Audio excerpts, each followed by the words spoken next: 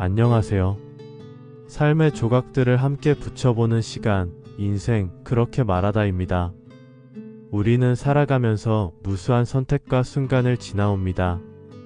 그 중엔 너무 작아서 눈에 띄지 않았던 기억도 있고, 너무 당연해서 고마움을 몰랐던 인연도 있죠. 그런데 참 이상하게도 그 모든 것들은 시간이 지난 뒤에야 비로소 진짜 모습을 드러냅니다. 그때는 몰랐습니다. 아버지의 그 말이 마지막 인사였다는 걸, 그 친구의 미소가 보내는 SOS였다는 걸, 내가 참 행복했었다는 걸. 오늘은 그런 이야기들을 들려드리려 합니다.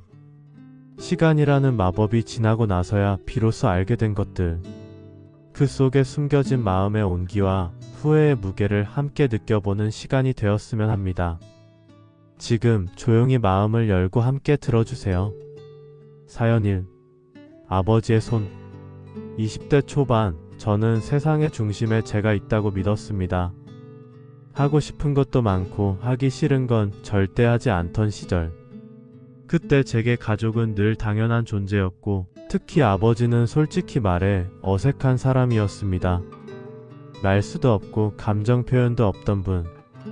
어릴 적에도 저를 안아주거나 쓰다듬어 주신 기억이 거의 없습니다. 넌 엄마만 닮았어. 그게 전부였죠. 그러다 대학을 잠시 쉬고군 입대를 앞두던 어느 날이었습니다. 입대 전날 밤 조용한 방 안에서 새로 산 운동화를 꺼내놓고 끈을 멍하니 만지고 있었어요. 마음이 복잡했죠. 괜찮은 척하고 있었지만 사실은 겁도 나고 이제 곧 익숙한 일상과 사람들을 모두 떠나야 한다는 생각에 낯설고 두려운 마음이 컸습니다. 그때 방문이 조용히 열리더니 아버지가 들어오셨습니다. 저는 순간 당황했어요. 아버지가 먼저 제 방에 들어오신 건 거의 처음이었거든요. 말없이 제 옆에 앉으신 아버지는 제 앞에 놓인 운동화를 조용히 집어들었습니다. 그리고 묶지도 않은 끈을 천천히 아주 단단하게 묶기 시작하셨어요. 아버지의 손은 생각보다 컸고 손등엔 굵은 핏줄이 돌고 있었습니다. 오랜 세월 일로 굳어진 손이었지만 그 손끝이 묘하게 조심스럽고 따뜻했습니다. 신발끈을 하나하나 정성껏 묶으시더니 끝으로 매듭을 단단히 다잡고 제 어깨를 툭 한번 두드리셨습니다. 그리고 아무 말씀 없이 방을 나가셨어요. 그때는 몰랐습니다. 그 행동이 그 손길에 어떤 마음이었는지. 그리고 며칠 뒤 훈련소에서 첫 편지를 받았습니다. 낯선 글씨, 아버지의 글씨였습니다. 춥지 않게 잘 지내고 밥 잘 먹어라. 내 신발끈은 내가 꽉 묶어놨다. 그러니 마음도 단단히 먹고 다녀와라. 그 한 줄이 제 마음을 무너뜨렸습니다. 고단한 하루 끝에 그 편지를 펼쳐들고 침상 위에서 조용히 울었습니다. 말은 없었지만 아버지의 사랑은 손끝에, 눈빛에, 그리고 그 매듭에 담겨 있었습니다. 시간이 지나서야 알았습니다. 아버지의 무뚝뚝함은 가장 진한 사랑의 방식이었음을 우리는 흔히 사랑을 말로 확인하려 합니다. 사랑해. 보고 싶어. 고마워. 하지만 누군가에게 사랑은 고요한 손짓으로, 익숙한 행동으로, 아무 말 없이 옆에 머무는 방식으로 전해지기도 합니다. 특히 부모님의 사랑은 그 순간에는 무뚝뚝하거나 심지어 차갑게 느껴지기도 하죠. 그러나 시간이 지나고 그분들의 자리에 내가 서보면 비로소 그 마음의 깊이를 이해하게 됩니다. 끈을 묶어준 손, 묵묵히 나를 바라봐준 눈빛, 가끔은 아무 말도 하지 않았기에 더 오래 가슴에 남는 사랑. 그 사랑을 이제는 나도 누군가에게 그렇게 전할 수 있기를 바랍니다. 사연이. 그날 그녀의 말. 대학교 1학년 시절 늘 제 옆에 붙어 다니던 친구가 있었습니다. 같은 과, 같은 동아리, 같은 기숙사. 자연스럽게 모든 걸 함께 했던 친구였죠. 주변에선 우리를 보고 붙어 다닌다고 했고 그 말이 싫지 않을 만큼 우리는 가까운 사이였습니다.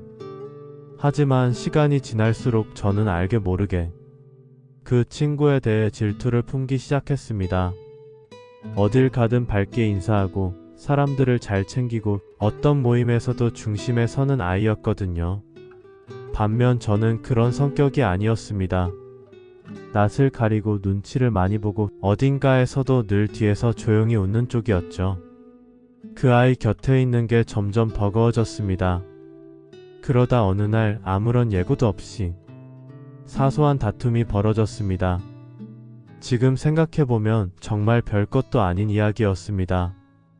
그 친구가 다른 친구들과 먼저 밥을 먹고 왔다는 이유였어요. 괜히 서운했던 저는 감정을 참지 못하고 말했죠.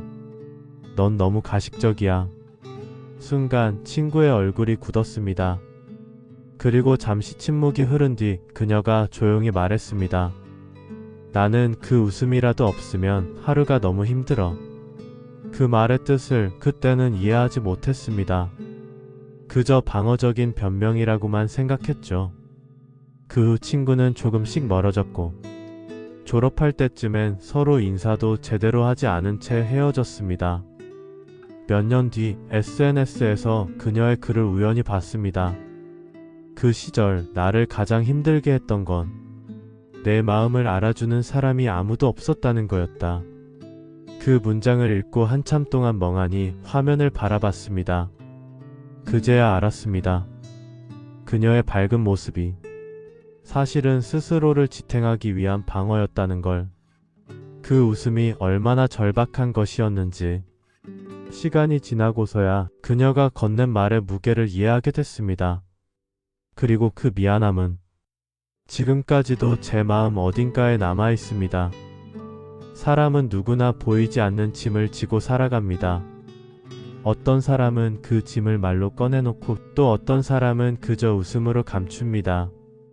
우리가 흔히 밝다고 명랑하다고 문제없어 보인다고 생각하는 사람들 중엔 사실 가장 많이 흔들리는 이들이 있습니다.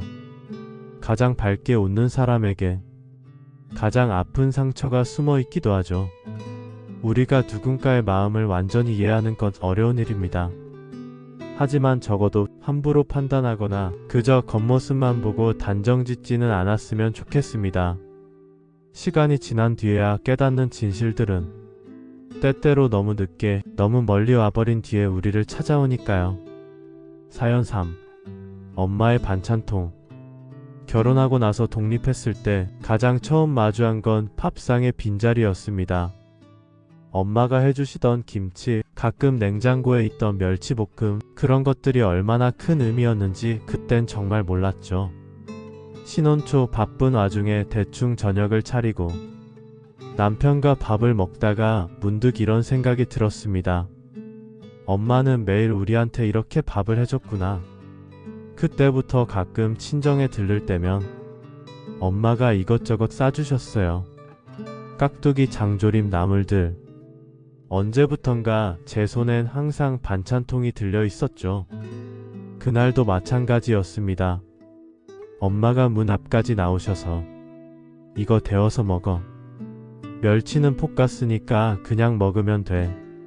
그렇게 말씀하시던 모습이 아직도 선명합니다. 그게 마지막이 될 줄 몰랐습니다. 그 주 주말에 갑작스럽게 엄마가 쓰러지셨고 병원에 도착했을 땐 이미 의식을 잃으신 뒤였습니다. 그날 집에 돌아와 무거운 마음으로 냉장고 문을 열었는데 거기엔 엄마가 싸주신 반찬통이 그대로 있었습니다. 하얀색 밀폐용기 2개.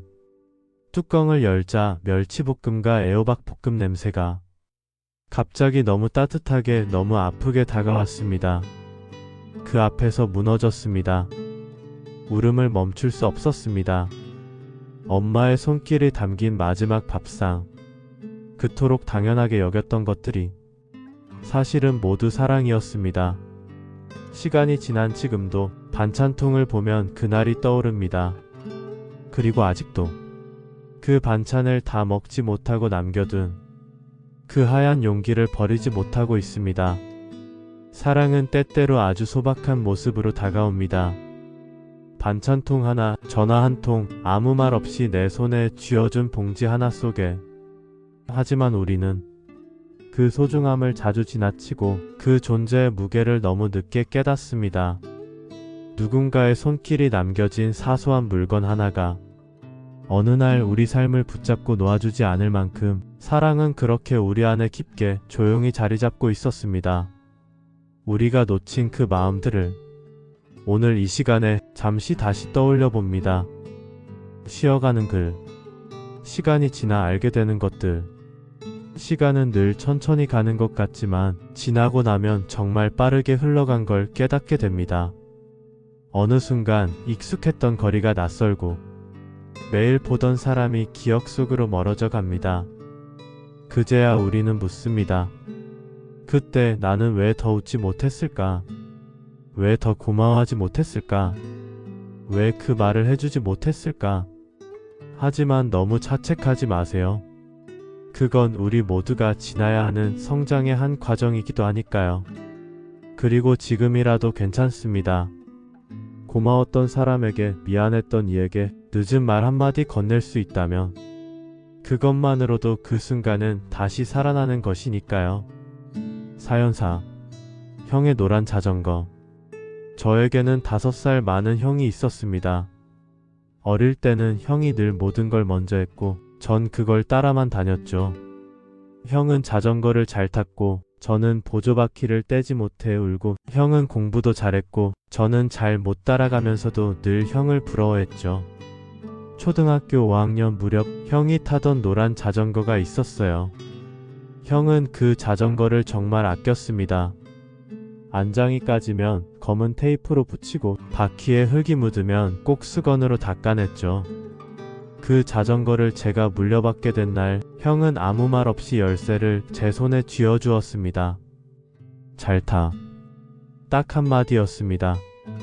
그 후 저는 그 자전거를 매일 탔습니다. 학교도 학원도 친구 집도. 그 노란 프레임은 어디서든 눈에 띄었고 친구들은 부러워했습니다. 너 이거 형 자전거잖아? 아직도 이렇게 멀쩡하네.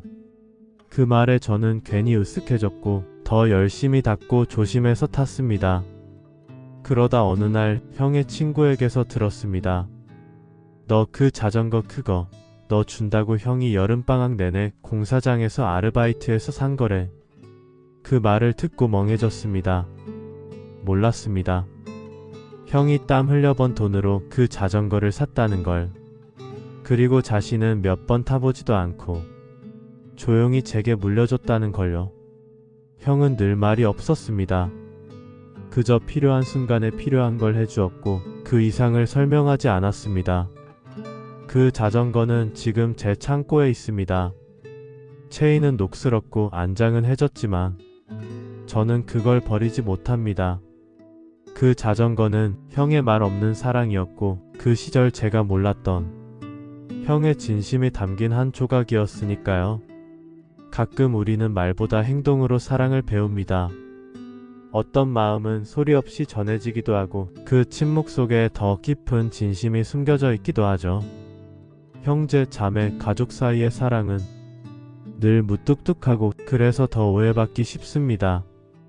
하지만 그들이 우리에게 해준 선택들, 그들이 포기한 시간과 것들 속엔 그 누구보다 묵직한 사랑이 들어있습니다. 시간이 지나야 비로소 보이는 마음. 그건 우리가 자라났다는 뜻일지도 모릅니다. 사연 5. 그 여름날의 손편지. 제 첫사랑은 고등학교 2학년 여름에 시작됐습니다. 같은 반 창가 자리. 조용한 성격이었지만 책을 많이 읽던 아이. 저는 그녀에게 첫눈에 반했죠. 말 한마디 걸기까지 2달이 걸렸고 친해지기까지 넉 달이 걸렸고 고백까지는 졸업식 하루 전날이었습니다. 졸업식이 끝나고 사람들이 빠져나간 교실에서 저는 조심스럽게 말을 꺼냈습니다. 나 너 좋아해. 늦었지? 그녀는 한참을 고개를 숙이고 있다가 작게 고개를 끄덕였습니다. 그리고 가방에서 편지 한 통을 꺼내 제게 건넸죠. 그 편지는 6장이었습니다. 예쁘게 접은 노란색 종이, 단정한 글씨로 적혀있던 그녀의 마음들. 널 처음 본 날 하늘이 참 맑았어. 넌 나를 못 알아봤겠지만 난 매일 너를 봤어. 오늘이 지나면 못 볼 것 같아서 지금 용기 내. 편지를 다 읽고 나니 마음이 이상하게 먹먹했습니다. 그렇게 서로 좋아했던 사람과 그날 이후 다시는 마주치지 못했으니까요. 시간이 지나 어느 날 우연히 그녀의 이름을 SNS에서 보게 됐습니다. 예쁜 아이 둘을 키우는 엄마가 되어 있더군요. 그리고 한 장의 사진 속 거실엔 벽에 붙은 손글씨 액자가 있었습니다. 내용은 희미했지만 어디선가 본 문장이었습니다. 하늘이 참 맑았어. 널 처음 본 날처럼. 그 문장은 그 여름날 제게 건넸던 그녀의 편지에 있던 말이었습니다. 순간 알 수 없는 웃음과 눈물이 동시에 밀려왔습니다. 그 손편지는 아직도 제 서랍 한쪽에 있습니다. 그녀도 기억할까요? 그 여름날 말 대신 편지로 시작된 사랑은 언젠가 끝이 나더라도 그 순간만큼은 진짜였다는 걸 우리는 시간이 지나서야 알게 됩니다. 첫사랑이란 결국 마음의 깊은 곳에 남아 한 구석을 따뜻하게 데우는 기억이 됩니다. 그땐 왜 그렇게 떨렸는지, 왜 그렇게 말이 안 나왔는지 지금 생각하면 웃기지만 그래서 더 소중한 기억이 되는지도 모릅니다. 모든 감정은 언젠가 사라지지만 그 편지를 쓸 만큼의 마음은 영원히 그 시절 어딘가에 남아 지금의 나를 만든 한 조각이 되어 있습니다. 오늘 함께한 이야기들 어떠셨나요? 우리는 살아가며 많은 것을 지나칩니다. 어떤 말은 흘려듣고 어떤 행동은 대수롭지 않게 넘기며 그 순간의 마음을 놓치기도 하죠. 하지만 시간이 흐르고 그때의 마음을 다시 떠올리면 문득 아주 선명한 진심이 거기 있었음을 깨닫게 됩니다. 말로 하지 못했던 사랑, 보이지 않았던 배려, 당연하게 여겼던 존재들. 지금 우리가 마주한 이 순간들도 언젠가 돌아보면 가장 따뜻한 기억이 되어 있을지 모릅니다. 인생 그렇게 말하다. 오늘도 함께 해주셔서 감사합니다. 다음 이야기에서 다시 인사드릴게요. 여러분 고맙습니다. 그리고 사랑합니다.